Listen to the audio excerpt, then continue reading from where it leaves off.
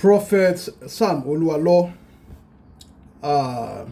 mo ti ń rí fídíò tó ń lọ káàkiri lórí ayélujára lẹ́nujọ́ mẹ́ta yìí lórí ọ̀rọ̀ Prophet Sam Oluwalo tí àwọn kan sọ pé kí bó ni ìyàwó ẹ̀ wà àtàwọn ọmọ.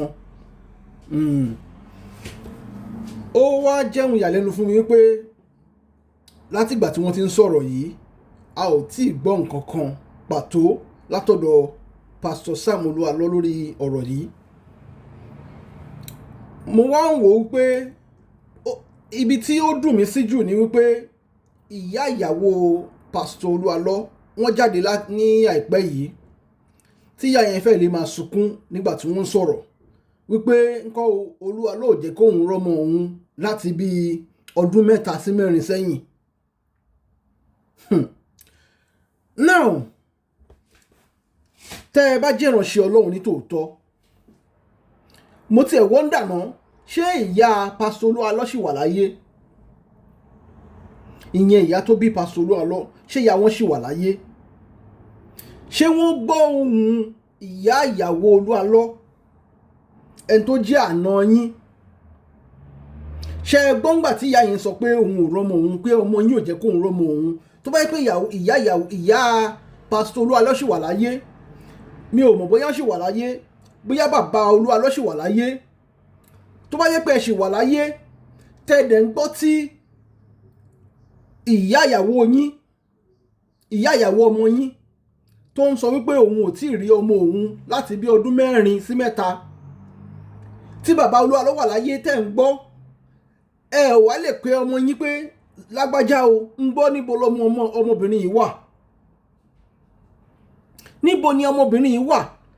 Àbẹ́yìn náà ò fira yín sípò wípé tó bá jẹ́ pé ẹ̀yin náà, tó bá jẹ́ pé ọmọ yín lẹ̀ ń wá tẹ́ ò rí fún bí ọdún 3 sí 4, ábọ̀sìbọ̀ sí Yorùbá sọ wípé ọmọ ẹni kú ó sàn jọmọ ẹni nù lọ. Àwọn nǹkan tá ti ẹ̀ ń gbọ́ lẹ́nu tó mẹ́ta yìí nípa àwọn Kìrìsìtẹ́nì ó ń jẹ́ ohun ìbànújẹ́. Ó ń jẹ́ ohun ìbànújẹ́ tó jẹ́ wípé àwọn èèyàn máa sá pé àwọn ń sá kúrò ní ayé, wọ́n ní àwọn fẹ́ sá wá sọ́dọ̀ Ọlọ́run, ṣùgbọ́n bàtà máa dé ọ̀dọ̀ Ọlọ́run ti yín ìbákúgbà náà ń bá ń bẹ̀. Àwọn ìwà ègbin tí ò tẹ̀ ṣe fẹ́ tí gbọ́ náà ń bá ń bẹ̀ káàkiri.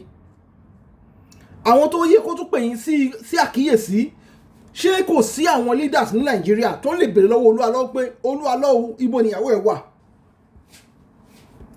Torí gẹ́gẹ́ bí ohun tá ti ń gbọ́, tá ti ń rí láti bí ọdún 3, 4, 5 sẹ́yìn, mi ò rò pé a rí ìyàwó kankan pẹ̀lú Oluwalo. As a man of God, as a public figure, some people will say kí ló kun ẹ̀yin èèyàn bẹ̀? Tó bá decide láti make marital life private, kí ló kun èèyàn bẹ̀? Yes, anybody can decide to make his life private, but you are not going to be a public figure. As long as you are a public figure, that some people are answerable to you, you are also answerable to people.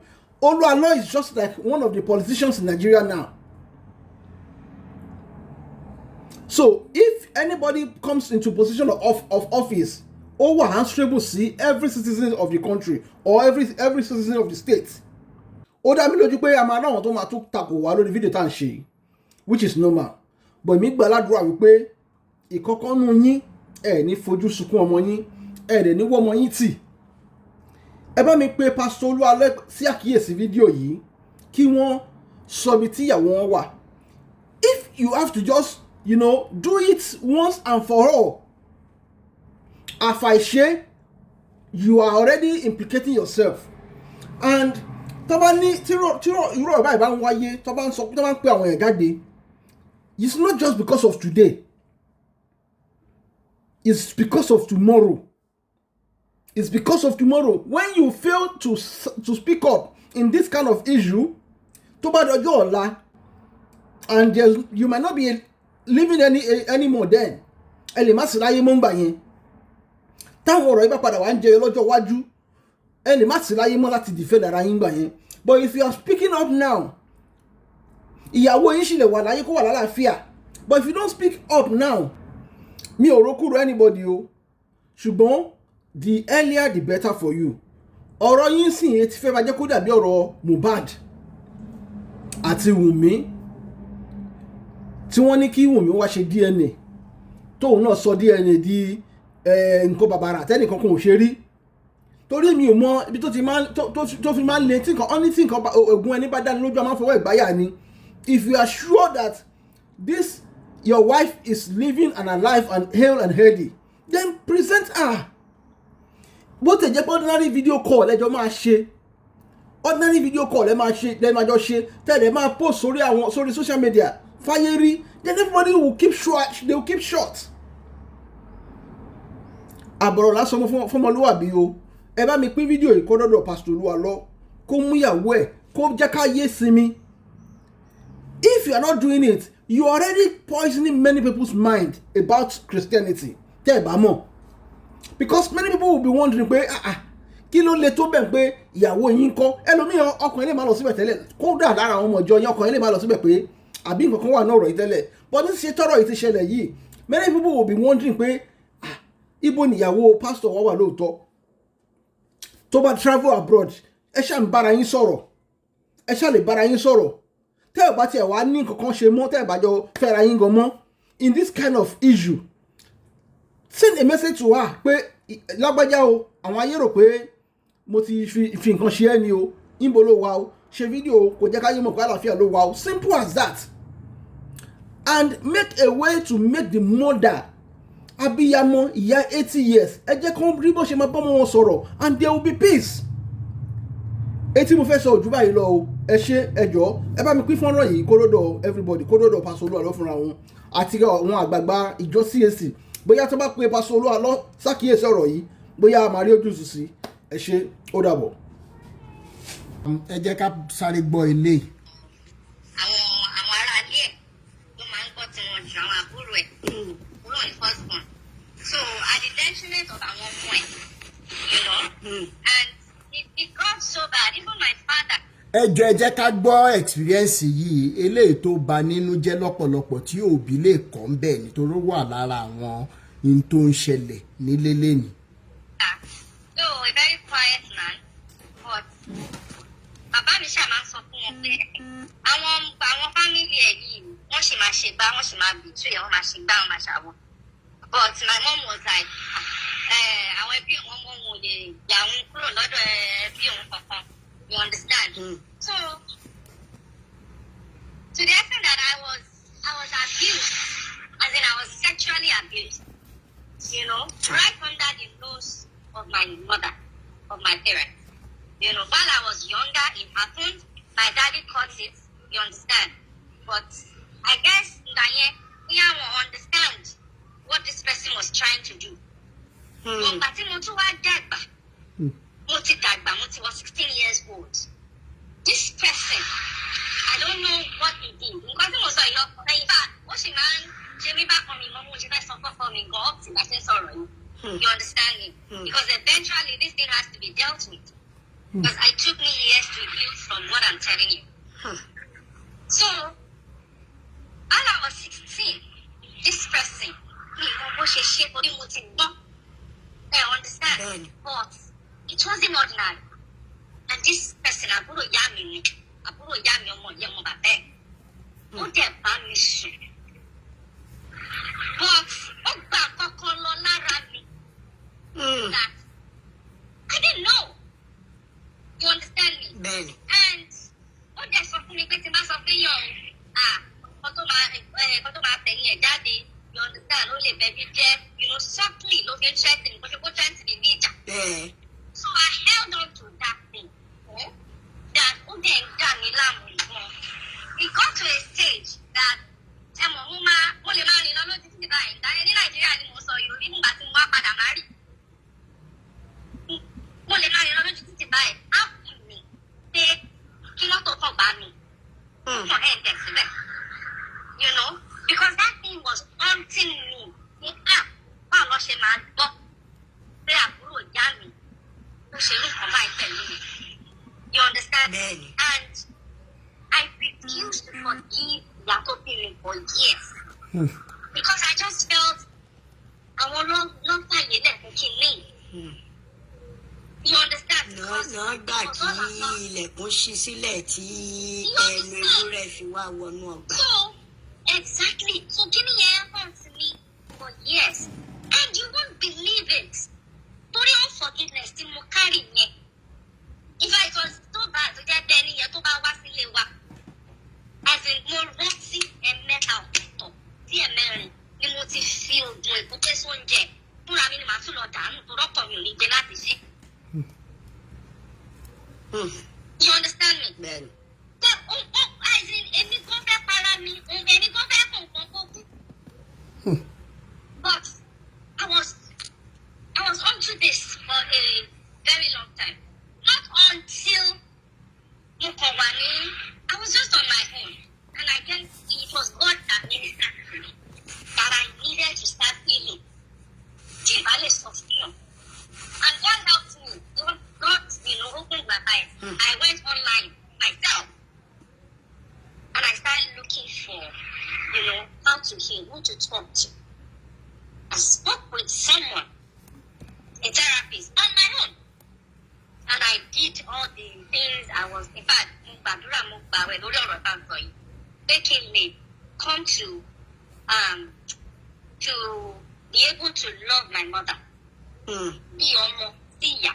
I'm not telling you this so that people will know the genesis of the problem some face and how you can fix some things instead of us allowing all these so-called prophet pastors to take advantage of our family, of our vulnerability. Do you understand? Sorry, not for that. Gbogbo time tí mo bí nìyẹn tí mo ti wá marry Mr. Rocky. But because of fear tó wà lọ́kàn mi, hatred, unforgiveness, gbogbo ẹ̀, ṣe mọ̀ pé kíní yìí ó padà affect àwọn ọmọ mi, especially àkọ́bí mi. Do you understand? Mi ò dé mọ̀, because I was always hama ọmọ mi gbà yẹn, ọkọ mi kẹ̀dẹ̀rẹ̀ ọ̀nà tó lérò ni. Àbúrò tẹ́kọ̀ máa ń gbé lọ́dọ̀ wa, ṣe understand? Ìkọ́ kìí ṣe ìgbà táwọn bẹ̀rẹ̀ sí ń dàgbà kí ni ẹ bẹ̀rẹ̀ sí ń play back in the head. Kọ́ máa lọ ṣe kíní fọ́mọ mi o, tó mi máa jà mo máa kọ́ra ẹmọ mi ò gbúdọ̀ ṣeré ní pálọ̀. Àmọ́ àti ní kó para mọ́, àti ní kó ṣe kí wọ́n ti sẹ́ẹ̀. Bẹ́ẹ̀ni. To the extent that ọmọ mi ní ọmọ pépà yẹn, ọmọ mi gan lọ sí school. My first daughter, ọ̀rọ̀ yìí máa ń pa nílẹ̀ pọ̀ ni o. My first daughter was going to school, private school, and someone in the bus, someone teacher for me, àwọn ọmọ mi lọ sí school, ó dẹ̀ mú less ọmọ mi nínú mọ́tò mi lẹ́mọ̀. Chai. Okay. So, nǹkan tí ó ṣẹlẹ̀, even though this person never penetrated, you understand? Bẹ́ẹ̀ni. But torí pé mo máa ń kọ́ra. Kò jẹ́ kọ́mọ yẹn ní freedom àti. Ọmọ mi ò lè sọ fún mi. Ọmọ mi dẹ̀ abọ̀ that hatred towards me until adé Amẹ́ríkà yìí. Ọmọ mi tí mò ń sọ yìí ó ti dàgbà. Ọjọ́ kan, mo tọ́ ní tèmi àti ẹ máa ń lọ back and forth. Tí bá ní kó ṣe nǹkan, ó máa ń challenge mi gan. So, ọjọ́ kan, ọlọ́run kan fi sáàbùrù ẹ̀ lọ́kàn ni. Pé àbúrò ẹ̀ wá sọ fún mi pé mọ́mì. Call my sister. Ǹjọ́ tẹ̀ bá ti tó sí ẹ̀kọ́ kan bẹ̀ ẹ̀ bèrè fún tó ń ṣe gan. Débi kan tó ń rí fún máa ń challenge mi gan, you understand? Fún ọjọ́ yẹn mo kàn wá rẹra mi sílẹ̀. Kí ni mo ṣe fún ẹ̀ gan? Ìfọwọ́ sì nígbà tọ́mọ yìí tún kẹ̀ fọ́ọ̀rọ̀. Ṣé ìgbà pé kílẹ̀ lánàá gbogbo ènìyàn? I'm telling you. I have to start begging her to go to the Lord to dáríjì mi. Nǹkan tó ń bà mí lẹ́rù was what I went through. Nǹkan tó ń ṣe mí lẹ́kọ̀ọ́ jọ fún mi ọ̀nà. You understand? Bẹ́ẹ̀ni. Now we have mended the fact. Ọmọ mi yẹn, you will never know that we both went through that. You understand? Because I understood it when she said it, and I was able to apologize from the bottom of my heart. And I decided to be intentional about it. Now, we're so close. Because if we see my you understand? No, that's not for me. Hey, mommy, it is going to take a process.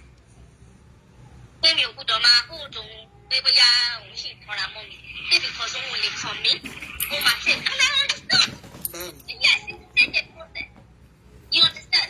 So at that ṣeré gbogbo time tí mo dẹ̀ sọ yìí though I still go to church but I always like to respect your opinion. The Bible notice mi ò jẹ́ ráyè. You understand? But we want to develop that intentionality to jẹ́ pé tó bá jẹ́ pé time yẹn ni èṣù fẹ́ gbà ṣiṣẹ́ tó jẹ́ kó mú mi wá lọ sábẹ́ pásítọ̀. Ṣé mo wọ́n ta iye ọmọ yẹn jẹ́? Bẹ́ẹ̀ni, wọ́n á take advantage. Wọ́n lè má abuse ẹ̀ ṣe understand but wọ́n á sọ nǹkan tó máa fi túbọ̀ máa hate láìsí ni. Bẹ́ẹ̀ni.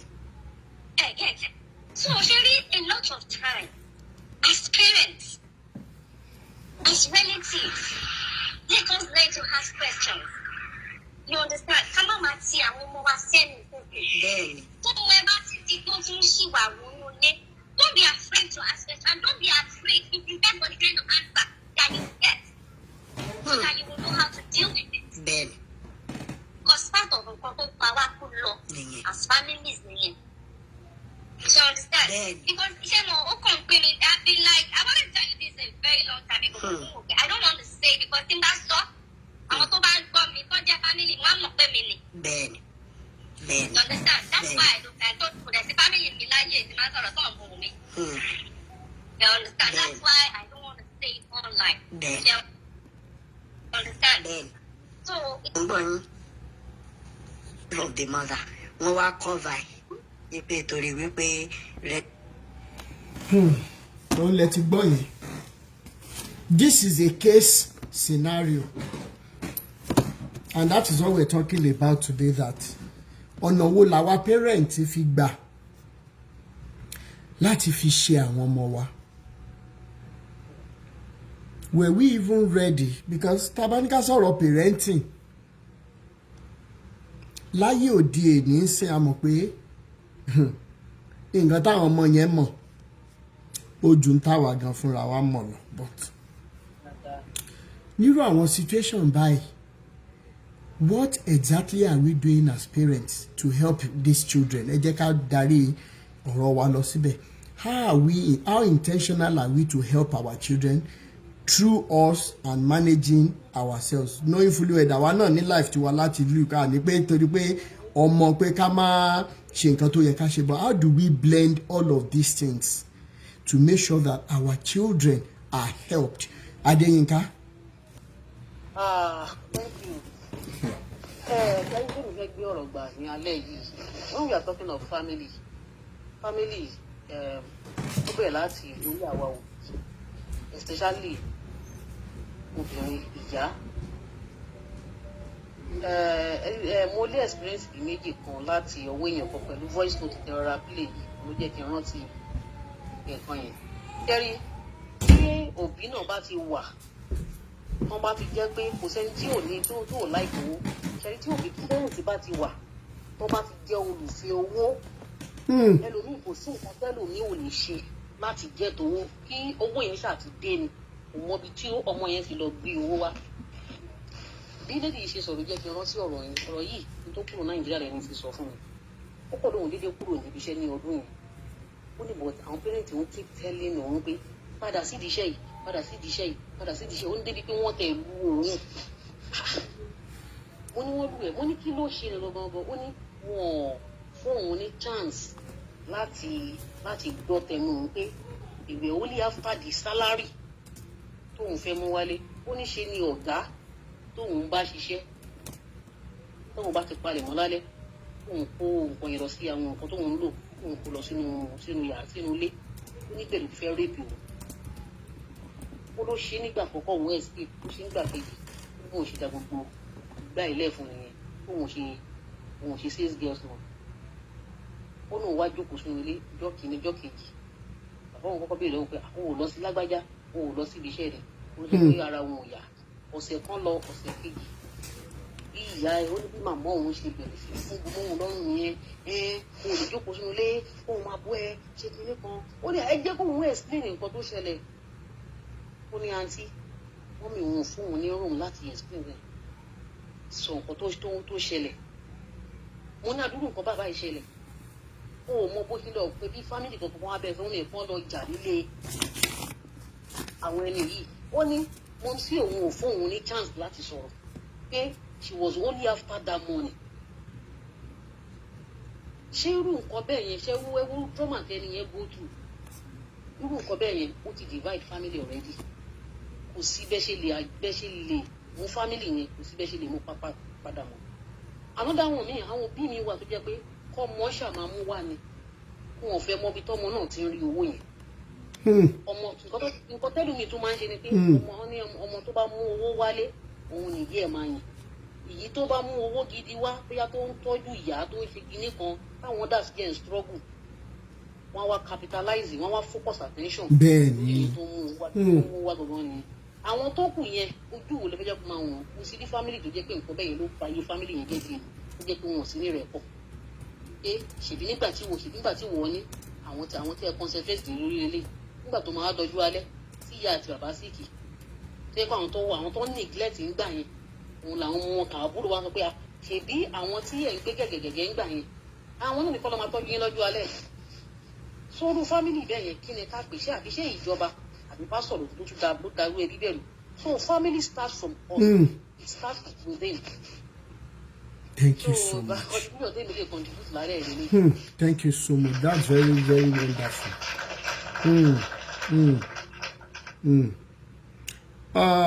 Vicky Àìná ṣe wà ń bẹ̀. Ẹ̀yin òbí ṣe ń gbọ́. Vicky Àìná Lọ́lá Rex ṣe wà ń bẹ̀. Wà ń bẹ̀ sà. Kalẹ̀ gbogbo lé ẹ̀ka sàn. First and foremost, máa dúpẹ́ máa kọ́kọ́ máa dúpẹ́ lọ́wọ́ yín ni. Ẹ ṣe ẹ̀kú iṣẹ́ takuntakun tẹ̀ ń ṣe. Ẹ ṣe ìyá mi. Mostly for the voiceless. Àwọn tí ò lóhùn, àwọn tí ayé ò fẹ́ gbóhùn wọn, tọ́rọ pé bí àwọn ọ̀jẹ́ èèyàn. Wọ́n ti gbàgbé pé orí òjò orí lọ. Then straight to nǹkan tá à ń sọ léèní sà. Mọ́mì tó kọ́kọ́ sọ̀rọ̀ yẹn, wọ́n ti fẹ́ sọ púpọ̀ nínú ẹ̀. Number one thing, I need to build the communication and presence in the life of our children.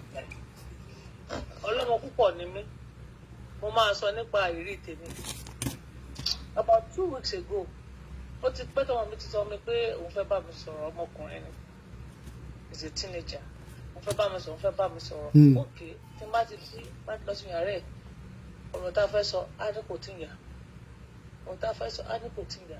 So bó ṣe di last week ní ẹ bá ní òun fẹ́ sọ fún mi máa ní òkè mò ń gbọ́ ó dẹ̀ ní appointment ó lọ fún physiotherapy so ó bìlì pé mo tó bá sọ náà a ṣì ń gbé lọ síwájú dádì tó bá sọ your daddy is still going to be part of this discussion ó ní ẹ̀bọ̀n tó èmi lòún fẹ́ bá sọ. mo dì ní òkè máa ṣe dé ibi tó ti fẹ́ ṣe fíṣì rẹ̀ ó bá ní mọ́mì òun fẹ́ sọ̀rọ̀ yẹn sí mo ní òkè ṣé kò ní dín tó fẹ́ ṣe lọ́wọ́ ó ní ṣe pọ̀ nìkan ló máa bí tóun ti ń wá torí àǹkù ó fi àǹkù ṣe ní tó ti ń play basketball lábàdẹ̀ tí bẹ́ẹ̀ wá bẹ̀rẹ̀ rẹ̀ ó ní òun feel pé òun táwọn wà in prison mo ní kí ni òye mi ó ní òun ò ní free movement òun fẹ́ máa jáde òun fẹ́ associate òun fẹ́ jáde pẹ̀lú àwọn ọ̀rẹ́ òun fẹ́ mo ní o fẹ́ jáde pẹ̀lú máa lọ síbo káwọn kan máa ṣeré káwọn kan ṣeré lọ one day ni káwọn kan lọ mọ́ ṣeré lọ jẹun kí ni pàápàá wọ́n ní anyway mo ní mi ò rò pé inú ọgbọ̀n tẹ́ ẹ wà nínú ọgbọ̀n èmi because gbogbo nǹkan tó yẹ kó ṣe pé kò sí tv inú ilé ṣe pé kò sí wifi nínú ilé tó lè fi wọ ẹni tó fẹ́ wò o tún ní game ó kàn jẹ́ pé game ẹ ó ní ìjọ tó during the school time kò sí game tẹ́ bá wà on holiday ní game máa ń jáde kò dẹ́ sọ pé fún mo ní but at the same time mi ní kó má lọ́rẹ̀ẹ́ olọ́rẹ̀ẹ́ mi ní kó má bá wọn bẹ́ẹ̀ jáde mo ní but ìlú ibi tá a wà yìí dúdú ni ẹ́ mo ní this is ibi tí colour matters here ibi tó ń ṣeré lọ mo ní láti mọ ibi tó ń lọ and àwọn ọ̀rẹ́ ẹ mi nìkan rẹ̀ máa wà bẹ́ẹ̀ ṣeré nínú ilé mo ní left to me I prefer your friend coming to my house ẹ jọ ṣeré mọ́ mi ọjọ́ báyìí àwọn ọ̀rẹ́ mi fẹ́ wá sínú ilé wá bá mi ṣeré ẹ wá nu ilé ẹ ṣeré kí náà máa jẹ máa ti ṣe you are 16 years old tó bá lè ṣe nǹkan tó mọ̀ pé àwọn ọ̀rẹ́ ẹ fẹ́ wọ́n fẹ́ kí n bá yín ṣe wọ́n ní bọ̀ máa wá lọ ẹ máa mú ẹkọ̀ ẹ fẹ́ lọ máa lọ àwọn malls gbà tí ò ṣe pé bóyá mo fẹ́ ra nǹkan fún ẹ ní mall bí ó ní nǹkan tá a fẹ́ lọ rà máa lọ tójú bọ lébi tí mi ò sí yẹn mọ́ náà èmi àti ẹ a máa ń jáde mú mi kájọ lọ sí mall mi ní kó má lọ́rẹ̀ẹ́ o mo ní but èmi ò tí ì fààyè pé máa lọ káàkiri ọjọ́ 16 máa lọ pẹ̀lú àwọn ẹ fẹ́ máa lọ mọ́ láti lọ máa ṣe kí ni èmi ò mọ̀ by the way mo máa sọ fún dáàdì tí dáàdì ẹ bá nǹkan tó bá sọ but to me so ẹni tó ń examine ẹ fún àpò ẹ woman ẹ ó wọlé at one time ó gbọ́rọ̀ wà torí more of ìgbé mi wọ́n fà sọ and that is where the woman came in. Nígbà tí màá sọ fún pé you should think about first and foremost your colour ní ìlú tá a wà yìí wọ́n ní àmọ́mí àṣẹ́dítọ̀ onígbà táwọn ọmọ tàwọn náà ń dàgbà wọ́n ní mọ́rọ̀ fínú ilé ọ̀dọ́ tàwọn làwọn àwọn ọ̀rẹ́ ọmọ àwọn máa ń wá ṣe kó bí àwọn ń fi àwọn ọmọ wọn sílẹ̀ láti máa jáde lọ ibi tó wọn mọ ó ní let me tell you of last this is a lately nǹkan tó ń ṣẹlẹ̀ láàrin àtọmọ pé kan nù ọmọ 33 years old 33 ló pé ó làwọn jọ lọ fún vacation nílùú kan ó nígbà tí wọ́n dé dìbò ọlọ́mọ ń pàdé àwọn èèyàn ní resource center yẹn ó tẹ̀lé wọn lọ sí gbòòrò ọlọ́mọ ń pẹ́ dé ó ló bẹ̀rẹ̀ sí ní da kọ́lì bu ọmọ ó nígbà tó ọmọ ọmọ àjọ ní mom I'm a woman ó ló ní bẹ́ẹ̀ ni woman ní but ó lè dàgbà jù yẹn lọ ó ní you are still a child in the hands of your mom ó dárúkọ ẹ̀ ó ní so your mommy should be present in your life more than ọ̀rẹ́ at this time. So mo sọ fún lọ́jà mo ní so tí ó rí pàṣẹ láti ti gbé dọ́dọ̀ dáadé ẹ̀ so you bring your friend home I need to know them likewise àwọn parents ọ̀rẹ́ ẹ̀ náà they can give their parent my number I want to go to Isaac's place mọ́mí Isaac àwọn ọmọdé sọ pé àwọn ọ̀dọ́ mi ni wọ́n àmọ́ wọ́n wà okay tọ́mọdé mi kò lè máa gbọ́ mọ́mí pé ọmọ yìí ti kó lọ́dọ̀ mi that is what I want but I'm not stopping but when the time wey o dey university o fẹ́ then wàá ti choose àwọn ọ̀rẹ́ but not at this so number one thing tí mi fẹ́ tí mo máa ń sọ fún àwọn òbí ni pé you need to be present in the life of your children má fi owó mo sì ní ìlú tá a wà yìí mo bẹ́ẹ̀ nǹkan sọ̀rọ̀ lately ó sọ mi kó máa lọ ṣiṣẹ́ ní remote places mo bí lè kọ́ sọ mo fún àwọn ẹ̀ ti wọlé mo ní what about your kids a girl and a boy àwọn teenager làwọn ẹ̀ olómọ wà pẹ̀lú fiancé your maybe your kí ló pè ní wọ́n lè ṣe partner ẹ̀ ó fi ọmọbìnrin I'm sure ọmọ ẹ̀ bí ọmọ 15 yẹn ti partner ẹ̀ nínú ìlú bẹ́ẹ̀ because of money then you go and work like 3 months before coming back to the city. Mo fẹ́ máa pẹ́ lọ́rẹ̀ bọ̀ mo rò pé yóò bá bí tèmi náà ni àwọn ìlànà tí n bá sọ ó lè gbà mọ́ mi lẹ́nu pé kí ni problem mi bẹ́ẹ̀ I was like money it is well nǹkan mo fi parọ́ rẹ̀ money it is well money so far you know they are safe with your partner money it is well. What of ọkùnrin obìnrin ni wọ́n táwọn méjì bá lọ ń bára wọn ṣe nǹkan kan you are not there you choose money over your child. Ìyẹn lágbára. Ẹ̀yin ò bí you just need to please be present in their life and communicate. Tọ́mọ̀ ń bá wọlé láti sùn sí ó máa ru ẹjọ́ dé pé ìgbà míì gan ti bá ń bẹ́ sàbẹ̀ lọ́sọ̀jọ́ yẹn máa pé ẹjọ́ ó máa ru gbogbo nǹkan tó wà nínú arúgbó ẹjọ́ yẹn jáde mọ́mí we had one in school today mọ́mí kéde gbogbo ẹ̀ ló máa sọ fún mi because wáyé ni mo pé kí n kọ́ mi kí n kọ́ ẹ̀ pé hey boy nǹkan tẹ́ ẹ ṣe ń bẹ̀ yẹn school environment ni you don't do that ni mo máa sọ fún ẹnu lé so that is how we parents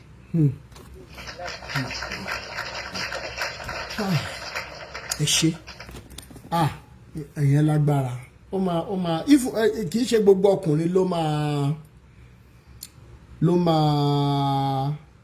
ló máa ṣe nǹkan tí à ń sọ yìí ṣùgbọ́n neglect tí woman yẹn neglect irú ọmọ yẹn nírú àsìkò yìí ó máa yọ́lẹ̀ létà kò sí bá ṣe lè ṣe kì í ṣe gbogbo ọkùnrin ṣùgbọ́n ó máa yọ́lẹ̀. I have like 50 minutes more. A máa manage time yẹn so that màá lọ síbi tí mo fẹ́ lọ. Ẹ jẹ́ kí n gbé Prophet, thank you so much Lola Rex, ẹ ṣé gan ma, ẹ ṣé. Prophet Evangelist.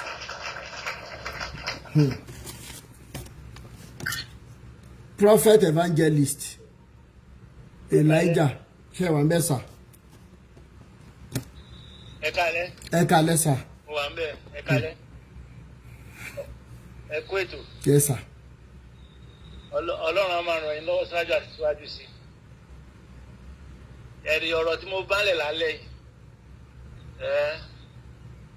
Àwọn advice mo kàn máa fún ọ̀pọ̀lọpọ̀ òbí kò kọjá wípé kó mójútó ọmọ wọn. Bíbélì sọ pé tọ́ ọmọ rẹ kó lè fún ẹ nísinmi. Ọ̀pọ̀lọpọ̀ gbọ́ ọ̀rọ̀ yìí bẹ́ẹ̀ tí wọn fi sójú ṣe. Bírú nǹkan tí sìsà tó sọ̀rọ̀ tán sílẹ̀ nísìn àti bọ́ra sìsà tó kọ́kọ́ sọ̀rọ̀ lálákọ̀ọ́kọ́ yẹn tó sọ wípé bí àwọn fèèyàn wọ́n fọmọ 15 years kò dẹ̀sẹ̀ tó because kémi tó kó nínú ìlú wa ní Ìjẹ̀bú so ó ní bọ̀bọ̀ kan eléyìí ò jẹ́ ìbọn fi ṣe ló ọmọ yẹn rìn lọ lórí ìrìn ni but bọ̀bọ̀ yẹn bí wọ́n máa ti release ẹ̀ sí I don't know but ó lọ ṣe ẹ̀wọ̀n yẹn ọmọ yẹn ọmọ tó bá ṣe pọ̀ yẹn ọmọ bí òun wà bí 20 years nígbà yẹn ó wá gbé ọmọ tó wà ní bí 10 years òye yín so wọ́n dẹ̀ jọ pé kó wà ní life imprisonment bí wọ́n ti wá release ẹ̀ ní ṣe I don't know ọkọ̀ jẹ́ pọ́n ti ó dẹ̀ ti gba bẹ́ẹ̀ I don't know so ṣe ti gba mí òun ọmọ ẹ̀ mí kó ṣe bẹ́ẹ̀ nígbà mi tó ọmọ bá lọ sí school ẹ mọ̀ pé school ní school náà kó ṣàánú wa. Bẹ́ẹ̀ni. So ọmọ ẹ̀ mí jẹ́ kó bóyá òun ló lọ kẹ́gbẹ́kẹ́gbẹ́ ẹlòmíì wà jẹ́ kó bí àwọn bá sọ̀rọ̀ kò fẹ́ gbọ́ wọ́n á dẹ̀ fàgbídí mu wọ́n á tì mọ́lẹ̀. Ó yẹ ibẹ̀ yẹn. Bẹ́ẹ̀ni. So bírò ọmọ yẹn bóyá ní tí wọ́n kò tẹ̀ ní tíráyẹ̀wò rí lọ́dẹ̀ ti ṣe bẹ́ẹ̀ yẹn ṣe kọ́ yẹn máa òun ṣe always dẹ̀ ló dẹ̀ máa wá bó máa ṣe máa ṣe always ló dẹ̀ máa wá. So èmi kọ̀ ọ̀rọ̀ wọn àwọn ọmọ òbí wọ́n bá fọmọ sí yunifásitì kọ́ lọ máa bẹ̀ẹ́ wò lẹ́ẹ̀kọ̀ọ̀kan. Bẹ́ẹ̀ni. wọ́n ní ohun tí èèyàn bá fi pamọ́ ló máa ń níyì. So ohun tí èèyàn bá fi pamọ́ ló máa ń níyì bẹ́ẹ̀ ohun tí èèyàn bá fi pamọ́ ẹni lẹ́ni máa gbé. So advice mo kàn lè fún àwọn parents ni pé kọ́ máa gbójútó àwọn ọmọ. Ẹ ṣé bàbá mi. So kí ẹ kó bí àwọn ti sanwó school ẹ̀ ó ti lọ sí school nìyẹn. Kì í ṣowó nìkan bẹ́ẹ̀ ó ni. ti lọ sí school nìyẹn kò dẹ̀ ṣe tó kàn padà wálé kó wá gbowó no once in a while or twice in a while before kó tó di bíá nínú oṣù kan kó kọ lọ lẹ́ẹ̀mejì gbà bí a yọjú sí o kí owó bó ti wà ọmọ ẹ̀mí dẹ̀ ní nígbà tó yẹ pé kíyà tó lọ wò ó ti join ẹgbẹ́kẹ́gbẹ́ already màmá lè bá máa sọ láti bẹ̀rẹ̀ láìsọ àti yorùbá bí òkè nínú gbélé mi ti pé kálí wọ́n ní pé òkè yorùbá ló sọ ó ní ọmọ má pa mí. Ọba ti yá ọmọ má pa rẹ̀. wọ́n á sọ pé ọmọ má pa rẹ̀ ló dẹ̀. wọ́n tó lè sọ sílẹ̀ ọmọ ní ìsín nìyẹn o ọ̀pọ̀lọpọ̀ ọmọ ló jẹ́ fún ọmọ advice pé má rìn báyìí ìrìn tó sọ pé kó má rìn ló máa rìn tó bá wá rìn nìyẹn tó bá wá rìn nǹkan tó wà ní ẹ̀ àwọn máa sunkún. ìkan ìṣẹ̀lẹ̀ ní recently lójú mi nínú kọ́pà tí mo gbé níbẹ̀ mo kọjú tí ọmọ yẹn mo sọ fún bàbá àti ìyá wọn bá yẹn sọ ń gbàgbẹ́ o ò gbọ́ gbà tó dẹ̀ gbọ́ sí bàbá àti ìyá lẹ́nu ṣe bó ti ní nǹkan tó fẹ́ rí ẹni tó ń sátẹ̀lé tó yẹ gbà tó lóyún fún tán ó ń gà ẹ́ lọ́rùn mọ́lẹ́ ó fẹ́ pa ẹ́ so o tún bímọ tán èké ó tún lù ẹ́ débi pé ó fọ́ ọmọ kékeré ọmọ tó ti jọ ọmọdún kan ó fọ́ lótì tó yẹ kójú ọmọ yẹn bẹ́ẹ̀ lè yọ mo wá sọ fún ẹ pé it's better kó padà lọ gbọ́ ẹ̀kọ́ látọ̀dọ̀ màmá ẹ̀ tó filẹ̀. Ẹ ṣé bàbá mi, thank you so much.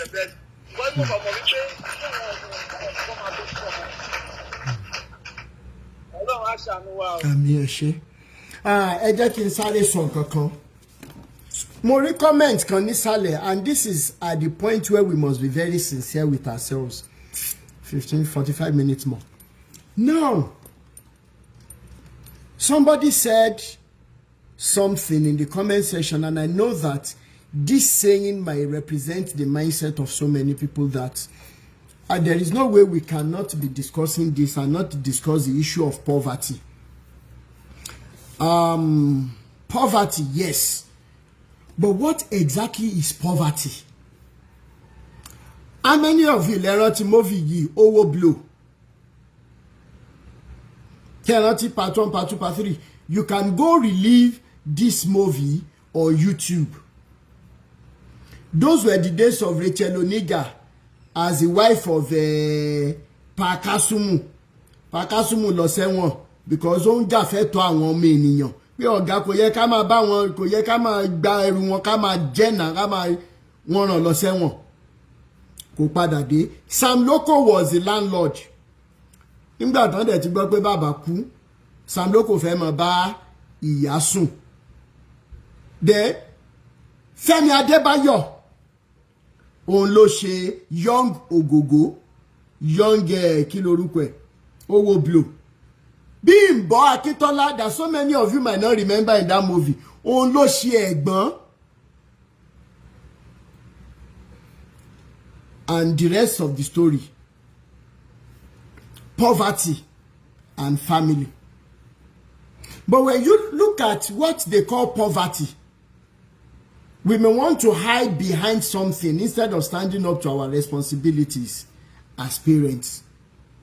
But have you noticed a trend that poverty facile as excuse in sin will be the reason why so many families were very close. Nínú poverty ten sọ ni sibling ti máa lóun lọ fún interview kan. Àwọn tó jẹ́ siblings àti iye tí mo ní lélẹ̀ ìgbà ṣá manage tó bá fi máa lọ tó bá fi máa dé àti ṣe ń jẹ́lẹ̀ kíníkan. We use it as excuse. Àwa lọ adé now irú ẹni bẹ́ẹ̀ even gan kó má get iṣẹ́ yẹn. Inú ẹ̀ dùn wípé òun ń bọ̀ nílé láti wá bá àwọn tó nífẹ̀ẹ́ òun. I don't understand if you I'm not sure if you understand what I'm trying to say. Well, iṣẹ́ ni mi, I'm going home to my family. Now, àwọn families kọ̀ọ̀kan wà tó jẹ́ wípé ìgbà tó wá di pé wọ́n ń travel out, ìgbà tó wá di pé wọ́n wá bẹ̀rẹ̀ sí ìtí òròpó ohun tí ẹ̀ lè ra kẹ̀kẹ́ tẹ́lẹ̀, ó wá jàjà ra mọ́tò. Ìtí òròpó ohun lè dọ̀gá léṣẹ́ kí wọ́n ó wá di wípé wealth tí gbogbo wọn wá ń lé is now the reason why they do not have time for one another again. So, today, we will never accept that poverty gangan is the reason why families are not united. It is mismanagement of the current situation that you might be in. Ẹ jẹ́ kí n tún explain further. Bàbá ń manage iṣẹ́ kan, ìyá náà manage iṣẹ́ kan. Tí ìṣọ̀kan bá wà, ẹbí kan lè mú gààrí tí wọ́n máa rò tẹ́ máa rò wípé nú ọlá náà wà. Tẹ́ máa ṣe kí ni, you will think they are living in affluence. But if ambitions are too high, meaning ká máa wà ambitious as parents, if ambitions, your level of being ambitious cannot be controlled, you will be losing the most important aspect of your life for just flimsy, abstract things. Me, maybe mo tún ṣe fẹ́ explain, but please take note, poverty will never be an excuse. It is the mismanagement of whatever current situation we are in. Tí bàbá bá dé, ìyá mi, wow, nta tún pa lẹ́nìí rè o. Lóòótọ́ graduate ni mí ṣùgbọ́n wọ́n náà mọ bí ọ̀rọ̀ kìíní ṣe rí. Who told you guys, who told you men that you are not humans? Yes, the responsibility is so much on you. You are giving up on life already because of how much is placed on you as a man. I am begging us. I am pleading with us. There is no harm in your families, in your wife, in your children seeing your tears. Ó ti rẹ̀ mí, mi ìmọ̀nà tí mo fẹ́ gbé gbà. I am tired. If you don't get to this level, stand sorry, you may never get to enjoy or even witness the full potential of your woman. I am telling you the truth. Then, I know, but yeah, as these family issues are coming up, ní mẹ́nu kúrò ń bẹ̀ mọ́, because ọ̀nà tààrà àwọn ọ̀nà tá a ṣe lè gbára wa lọ́wọ́ religion ní. Mo wo fídíò kan ní àná àbí ìjẹta lórí Facebook, ní ìmọ̀ye ẹ̀yin tẹ́ ẹ rí ẹ máa rí lórí péjì mi, mo share ẹ̀. Tí màá yẹn ń ki ìyàwó ẹ̀ lọ́rùn mọ́lẹ̀ báyìí tó dẹ̀ ń fọ́ nǹkan mọ́ lórí, àwọn ọmọ ẹ̀ dẹ̀ ń sunkún. Mismanagement of the current situation. Instead of you doing that, what stops you from walking away for minutes? Who told you you cannot walk away? Àwọn ọmọ yẹn ti wá rí, wọ́n ti wá fi sí brain wọn, kò sí n tó lè ṣe má láyé yìí. Ọmọ tó ń sunkún yẹn, wà rọ́pò rí ọmọ kékeré lọ́mọ yẹn. Jẹ́ kí ọmọ yẹn dàgbà kó sọ fún ẹ kó sọ ohun tó ṣẹlẹ̀. Mi lè wo fídíò yẹn tán mo kàn sáré ṣe because mo dẹ̀ kọ́ síbẹ̀ pé ẹni tó bá lè locate máa yìí gbogbo nǹkan tó bá gbà la máa fún yóò lẹ̀wọ̀n. Ara àwọn tọ́pìkì tá a mọ̀ discuss yẹn, as a man you were pushed to that level wà ní iṣẹ́ sàtánì yẹn àbí, but at the same time you, because of temporary issue, create a permanent damage. Is that how life should be? Òǹgbà yàwó létí, òǹgbà gbàs. Now irú topic yẹn, ọ̀nà tírú ọkùnrin bẹ́ẹ̀ tó bá ti realize mistake ẹ̀ tí ò ti dèrò ẹ̀wọ̀n, ọ̀nà wo gan ló ṣe lè gbà láti gain trust irú obìnrin bẹ́ẹ̀ mọ́ láyé, àti forgiveness àti tàwọn ọmọ.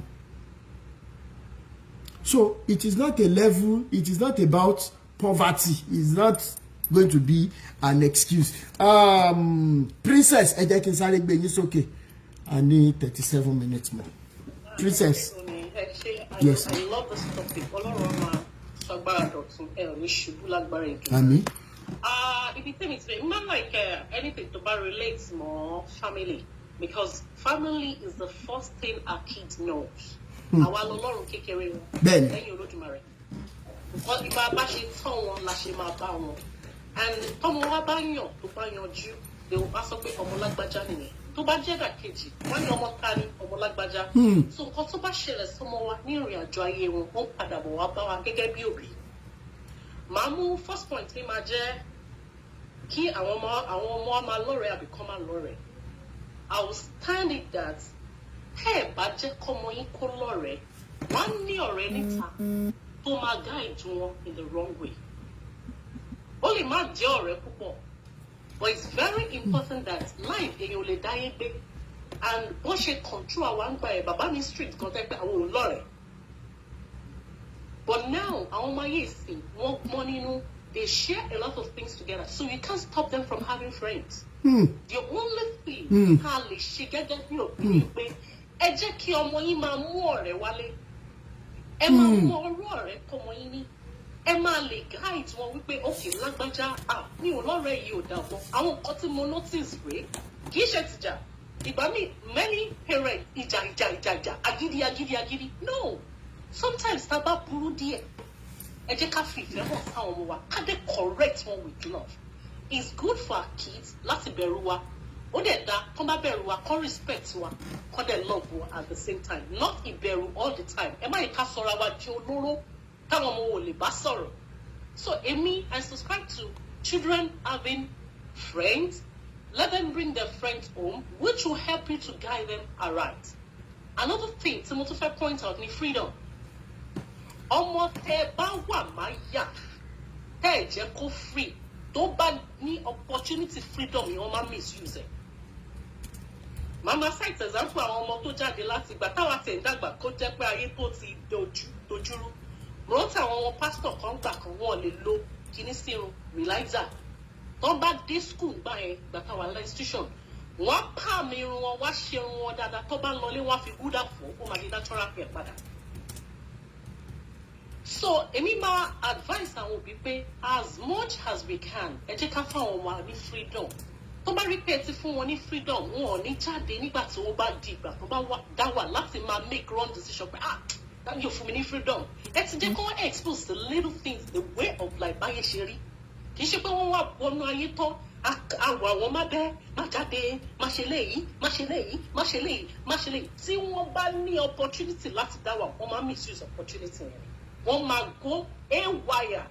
I can cite an example on social media. Tẹ́ bá lọ dáadáa ọlọ́mọ kan ní Canada ìgbà tẹ́mi dé Canada tí mo mọ̀ tọmọ yẹn bá dé she is so humble ọmọkùnrin tó ya wèrè sórí social media ni. Nígbà tó ń sọ story òun rè fà sáwọn parents ẹ̀ upgrading ọ̀fun láti ilé. Nísìnyí wọ́n ti gbà bó ṣe rí ọmọ Deeper Life ni. Ó máa ń sọ dáadáa she is always there. Many people would have come across her on social media. Ẹ jẹ́ ká fún àwọn ọmọ àwa ní little freedom as much as possible. Another point is kí ni relationship ló wà láàrin bàbá àti ìyá? Relationship tó wà láàrin bàbá àti ìyá ló máa ń rub off nínú ayé àwọn ọmọ wa. Bẹ́ẹ̀ni. Kẹ́yìn bàbá àti ìyá tó wẹ́ pé kókó jọjọ ìwọ́n ti gba green lọ eléyìí gba red lọ ẹ máa wá pàdé àwọn ọmọ ẹ mọ nǹkan tó mọ̀ ń ṣe ẹ dé ìjà náà lẹ́tún máa fi jà ẹ lè dialogue ẹ lè communicate kẹsàn káwọn ọmọ tiẹ̀ rí ìfẹ́ láàrin àwọn ọmọ yẹn máa lọ seek opinion ará àta níta because wọn ò lójú bàbá lẹ̀ wọn ò lójú ìyá sílẹ̀ ẹ kàn ṣáà ń sáré owó ẹ ń sáré kádà owó tẹ̀ ń sáré náà tẹ bá ná lórí àwọn ọmọ yẹn tí ò bá yanjú it's an over fertile it's in vain.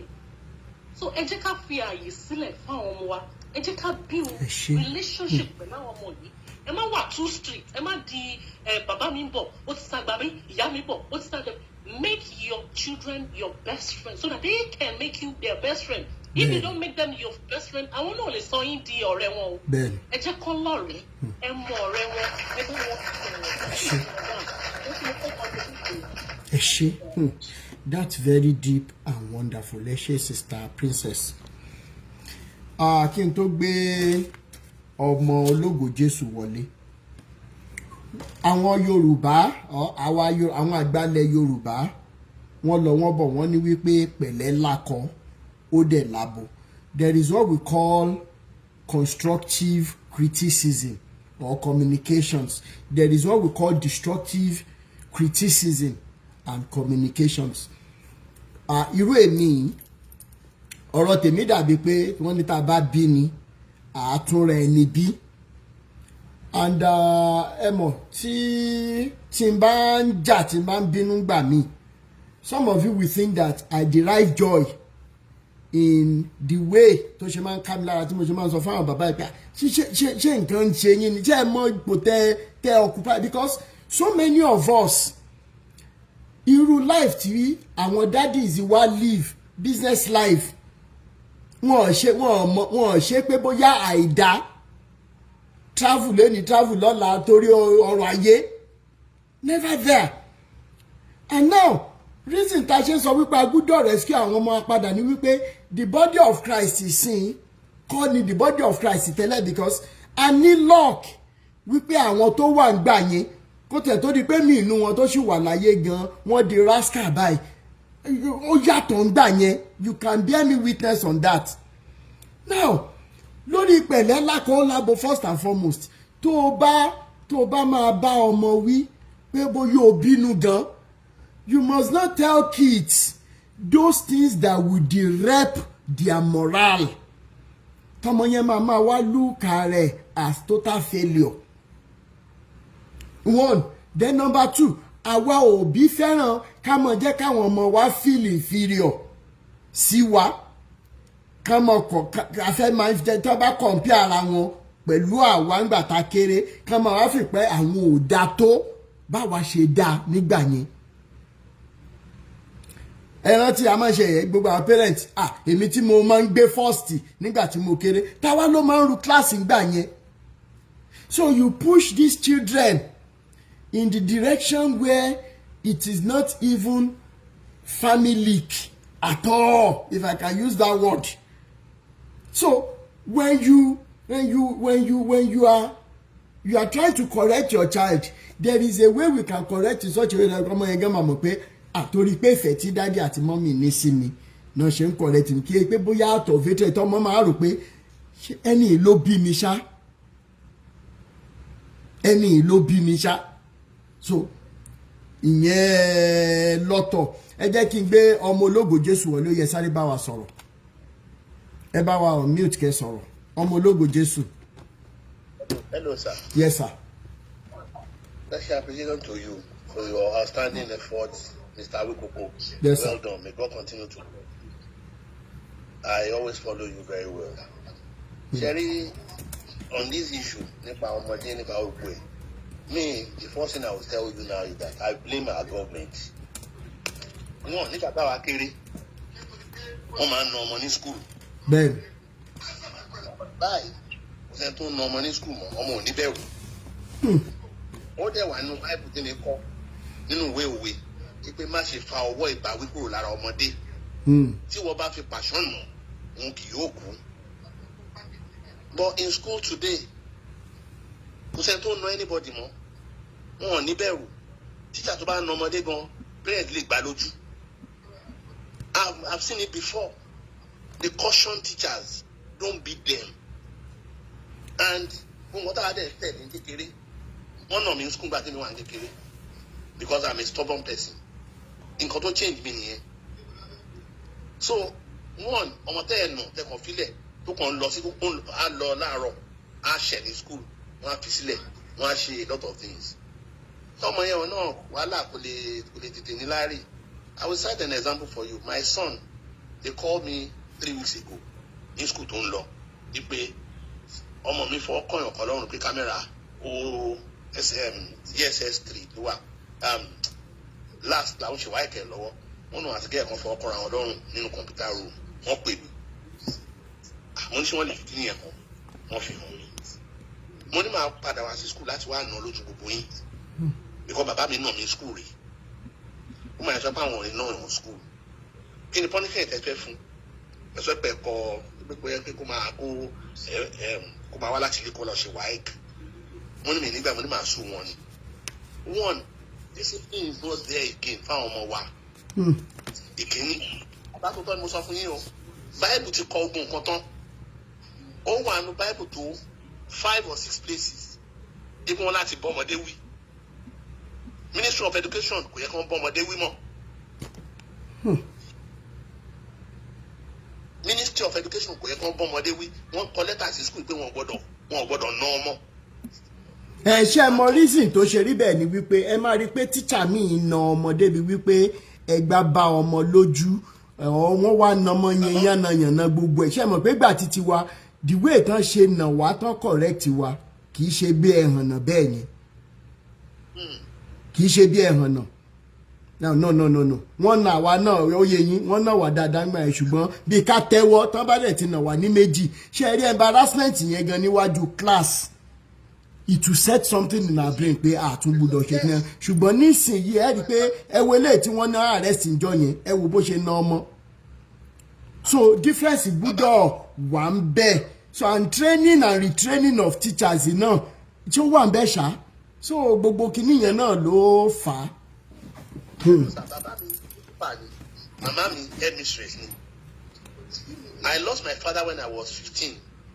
And by the end of the day, when I entered university at 17, mo rí àwọn èèyàn tó wá bá mi pé wá join cult. But every moment, máa wo bàbá mi lẹ́yìn, máa ní mi lọ, máa sá lọ. And ìbẹ̀rù yẹn ló wà títí dé. Bàbá tó tọ́ ni ó sọ fún yín, ìbẹ̀rù bàbá mi yẹn wà lórí a lot of things. Tó yẹ pé ibi tí mo ti ṣiṣẹ́ mi lè mú nǹkan kan. I always remember my father that no, I won't do this. Let me read more to make money. So àwọn ọmọ wa náà fi bẹ̀rù sí wọn lára ló ń fa problem. Ní ayé àtijọ́ tí bàbá bá ń bọ̀ a lè kó ẹ̀yìn ìwé ká máa kà kó ṣàtìlẹ́ epo ń kàwé but today ọmọ bá pàdé ẹ̀ á ṣèkẹ́ pé dáàdi gbúdé nípa tó dúró kò sí bẹ̀rù ibi tó bá dẹ̀ ti sí bẹ̀rù wàhálà ti wà. my neighbor in my house lánàá sọ̀rọ̀ ó ní ọmọ mi ti ṣe tán ó ló ti ṣe tán báyìí ó ló ń serve ó ní ṣe mo ṣe ń fún lówó mo ní tí bá fún lówó mo ló fẹ́ kó má respect mi money yẹn mo ní I give him money every month ó ní London ó láwọn ọmọ wọn London ó láwọn fún wọn lówó tó wá ti ṣe tán bẹ́ẹ̀ yẹn o mo lé mi ò lè ṣerú ẹ̀ mo ní I still send money to him every month ó ní ṣe bó ti ń ṣiṣẹ́ ó ti ń gbowó mo ní mo ò kọ́ mi bẹ́ẹ̀ bàbá mi ò kọ́ mi bẹ́ẹ̀ and the man was saying pé òun náà máa ṣe fáwọn ọmọ so gbogbo kí nìyẹn bàbá nǹkan ti yàtọ̀ nǹkan ti yàtọ̀ so nǹkan ti yàtọ̀ a máa balance náà ni ẹ ṣe. even though church are they teaching them the right thing. báwo lọ ẹ ń sọ̀rọ̀ church sà ẹ má mọ̀ tí ìmẹ́nu lọ sọ́ọ́ ẹ mọ reason ni wípé ó ní fídíò gẹ́ẹ̀ kan ó wọ blue báyìí ó ń rìn lọ lójú títì ní early this year late last year tó rìn lọ tó ní wípé tó sọ̀rọ̀ ṣẹlẹ̀ tó ní pé báwo lẹ ṣe fẹ́ correct àwọn nígbà tó yẹ pé ẹ máa bá gbogbo àwọn sùn láwọn ọmọ kéékèèké.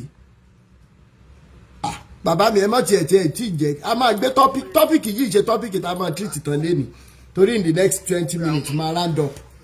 Ó dìpù gan a máa ṣe díẹ̀díẹ̀ ní sà. I lost my wife last 16th.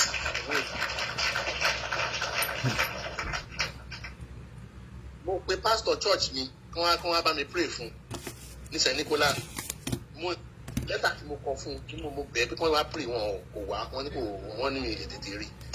Èmi dẹ̀ rí pé church mo ti lọ for the past 18 years and I told my son we are not going to that place again, let me go back to Anglican church. Ìbẹ́ nípínlẹ̀ mi. Pastor Anglican wàhálà yìí rí. Pastor bí tí mo ń lọ èmi fẹ́ dárúkọ mi lè rí. So mo pa ọmọ yẹn pé à ń lọ padà sí Anglican church yẹn àbá o màá lọ sanwó gbogbo tó bá bàbá mi jí owó abẹ́ni tí mo ní máa bẹ̀rẹ̀ bẹ́ẹ̀. So one thing is that baba the way we do things now is not right in every aspect. But what I'm gbàdúrà ni pé may God save us, and if you can get 1 or 2, 3 people like you, I think people will be able to change in life. May God help and may God protect you. Amen.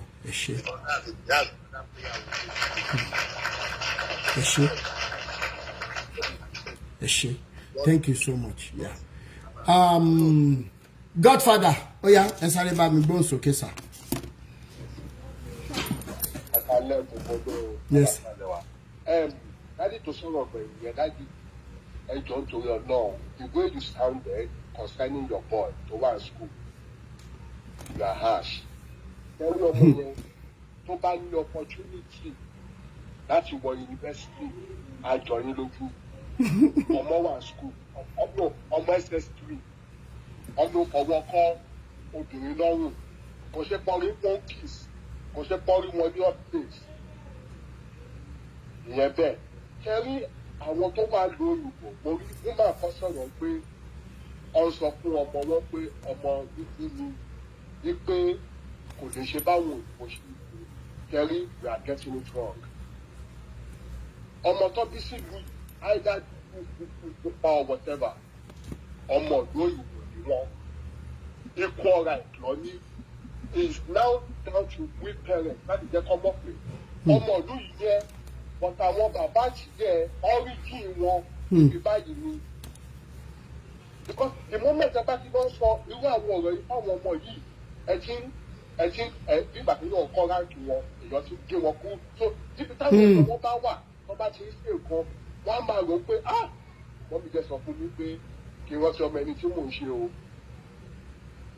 ayé tá a wà yìí kò sẹ́ni tó rántí ọmọ ẹni tó jẹ́ pé ní skul gbogbo àwọn ọmọ ló gba iPhone ọmọ wa wà ó ń jáde ọmọ tó fẹ́ ní secondary school ó fẹ́ lọ college nǹkan tó ṣẹlẹ̀ sọ́rọ̀ ẹni kan nìyẹn o ìgbà tó mọ́dé college gbogbo àwọn tó wà ní college iPhone 90 120 130 ọmọ ní tí wọ́n sọ fún yín pé mọ́mí mo fẹ́ máa ṣiṣẹ́ ní weekend ṣe mọ̀ fáwọn fi parents ìwé ọ̀gbà wọ́n ní long story short ọmọ sá lọ ọjọ́ ọmọ ẹ̀ dàbí. ẹni fáwọn náà ọmọ kó máa lọ ṣiṣẹ́ ọmọ yẹn owó tó ń gbà kó ṣe pé fẹ́yìn òbí o kó lè máa ra àwọn nǹkan kó lè bẹ̀gbẹ́ pé ní college. because ẹgbẹ́ ẹlẹ́yẹ wọ́tọ̀. bẹ́ẹ̀ ni ìwé òbí tó bá sọ pé kò fẹ́ kọ́ rẹ̀ wọn àwọn ọmọ kó lọ́rẹ̀ẹ́ kó má jáde kó má lọ ṣe window shopping it's their culture. ibi bàbá wà bó bá ṣe é ṣe láti máa bá ṣe is now left for the parents wípé the rule is kó tó kúrò ní o ti ṣe assignment ẹ o ṣe gbogbo tó jẹ kó ṣe tí n bá wá pé at any point in time tó bá gbé phone kò fi jáde mọ́ irú ọmọ bẹ́ẹ̀ yẹn ó ti mọ̀ pé tóun bá ti jáde my daddy will call me and my mommy will call me wàá gbé phone ṣé wá rí tábà ti ṣe yẹn age 5 to 10 àwọn parents ní ṣe ṣe tẹ̀lé ètò kù the play dey go ní o mo máa fi tèmi ṣẹ̀dá fún ọmọ mi àdéjọ 4 years old ni mo ti máa ń gé lásìlẹ̀ fún tó máa ń fi ọ̀bẹ bó bá ṣe ń ṣàbá ìtorí àjẹrò tó ní mo fẹ́ èmi á máa sọ̀bẹ̀ bí mo ṣe ń ṣe bá ló ti ń gé lánàá ó ṣe. tí ọmọ mi tó bá lọ sí school láàárọ̀ màá ní kó máa lọ at the age of 7 wípé go to school yourself 5 minutes walk ni o tó bá ti bọ́ta báyìí màá wá tẹ̀lé lẹ́yìn màá máa ṣọ̀bọ̀ máa ti police instruction pé as you are going don't talk to nobody màá máa lọ bó ṣe ń lọ yẹn màá máa tẹ̀lé tó bá ti fẹ́ dé school á rí mi màá lo bẹ́tọ̀rí kò lè dáná sí school fún rẹ̀ màá wá káńtẹ̀ ọ̀gbà ìyẹn ó ti ń fún mi ní confidence pé ọmọ yìí ọmọ tó lè gbọ́wọ́ sí yọ̀lẹ̀ mi tó bá wá ní ọ̀rùdè gbogbo àwọn ọ̀rẹ́ ilé mi lọ máa ń wà pẹ̀lú àwọn ọmọ gbogbo ọ̀rẹ́ mo fi fà káwọn ọmọ wá sí ilé tèmi láìpẹ́ ọmọ tèmi lọ sí ilé wọn màá wá ṣe oúnjẹ fún wọn àṣeré àṣẹbùdù nítorí pé iṣẹ́ alẹ́ ni mò ń ṣe àdìbá mi yẹn lọ sí iṣẹ́. ṣé mọ̀ pé èmi rò pé mo kàn ń ṣe ìgbà tí màá ti yẹ ẹ̀gá ṣé mọ̀ pé gbogbo àwọn ọ̀rẹ́ ọmọ mi di ọ̀la lọ́yìn ìpè mi ọmọ tí mò ń bá yín sọ̀rọ̀ ìfẹ́sọ̀nì ẹ̀ yìí èmi ti ń jẹun ọmọ gbogbo child maintenance tí mò ń fọ́mọ mi bó ṣe ń wà káàtì díẹ̀ báyìí ló ń gbà ọmọ yẹn á over 10,000 pounds lákàá bàbá tí bá gbé sí pé mo ní 600 pounds ọmọ mi á fún mi á ní dájú whenever you are ready give me back ìgbà mí gan mo ò fún ìjọ tí bá dẹ̀ máa tó fún lówó màá tún gbọ́ búlẹ̀ òun ló ní fá fún pé mo ti ṣiṣẹ́ yẹn bẹ́ẹ̀ bẹ́ẹ̀ni 5 dájú bàbá tí ọmọ mi bá sọ fún mi sí pé kò sí kan tó lè ṣẹlẹ̀ fún ọmọ mi ká ká tó dájú fún mi kò sí kan tó lè ṣẹlẹ̀ fún mi bàbá mélòó ló ń ṣerú ẹ̀ pẹ̀lú àwọn ọmọ gbogbo ẹ̀ ní ìyá ìwọ̀nba nìyá lè kí o bàbá lè jẹ́ kó gbọ́ ọmọkùnrin on the Saturday on the Sunday lẹ́yìn màá ní ẹ̀ lọ church ó máa gbọ́ ọmọkùnrin ẹ̀ wá gbé lọ sí park ẹ̀ máa sọ̀rọ̀ ọmọ yẹn á nọ̀tọ̀ fún yín nǹkan tẹ́yìn ikú òmò àti bàbá ọmọ yẹn á já yín sí ìyẹn lọ́ pé pé best friend èèyàn ìyàwó àtàwọn ọmọ ẹ̀ láti níyẹn àwọn pásítọ̀ yìí àti finish wọn jẹ́ torí wọ́n sì mọ̀ pé béèyàn fẹ́ invite ẹ̀sìn ṣọ́ọ̀ṣì bó dé bẹ̀ bí pásítọ̀ sọ̀rọ̀ kan sí ìdá ọmọ yá bọ̀ wà lé wa sọ fún yín. bẹ́ẹ̀ni. ẹ bá dẹ̀ fi wá lé wa sọ fún yín báyìí fún iṣẹ́ ẹ máa gbé tó ní ìṣẹ̀lẹ̀ bàbá. ẹ ṣé bàbá. ẹ wá rí ọjọ́ ìṣẹ̀ṣẹ̀ wà lé ẹ̀yọ́ ìṣẹ̀ṣẹ̀ wà lé àbọ̀ ní ọ̀pọ̀ wà fẹ́ kù tí a bá gbọ́ ẹni ọ̀dà sí a máa fàjà fún yín. bẹ́ẹ̀ni.